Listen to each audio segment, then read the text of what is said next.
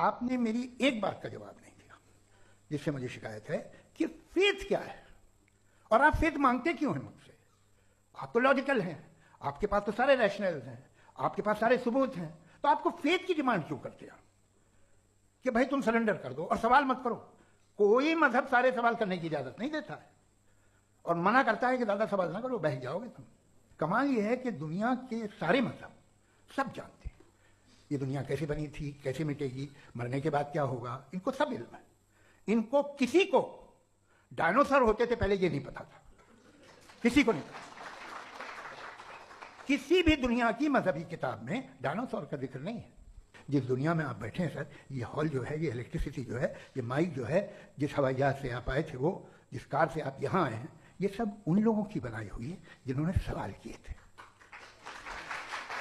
ये दुनिया जिसमें आप आज आराम से हैं, ये उन लोगों की बनाई है कि जिन्होंने सवाल किए थे और हर स्टेज पे इन सवालों को मकरूह कहा गया था, गलत कहा गया था। तो आज जो बातें आपके जहन से बिल्कुल परे हैं और आप हैरान होते उन्हें देख के, एक वक्त आएगा कि मामूली लगेंगे। और हुआ है, आपकी इंसानी तारीख ही है। इतनी जल्दी सारे फैसले आप मत कर लीजिए, थोड़ा ये ह्यूमिलिटी रखिए कि भाई ये हमें नहीं मालूम। ये कहने में क्या है?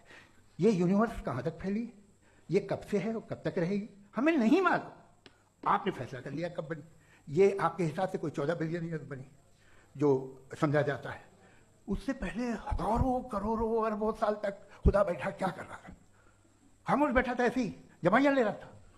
फिर उसे आइडिया आया, यार एक काम करते, वक्त अच्छा गुजर जाएगा, यूनिवर्स पता चले। सोचिए, तो हम अपनी जहालत से लड़े, उसकी परस्तिश ना करें। Thank you so much.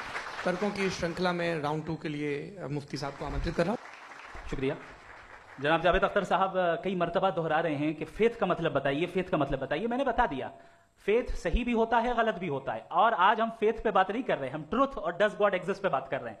क्या डज गॉड एग्जिस्ट, ये ट्रुथ यानी गॉड है या नहीं है, इसमें से दोनों ट्रुथ क्या है। अब आप उसे फेथ कह लें, बिलीफ कह लें, नॉट माई बिजनेस। उसके बाद आपने कहा कि भाई सवाल करने से मजहब रोकता है।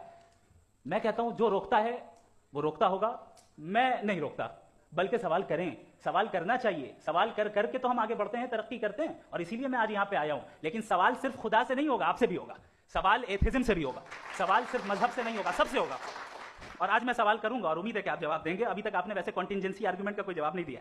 चलें, आपने कहा यूनिवर्स के बारे में इटर्नल क्यों नहीं बोल देते।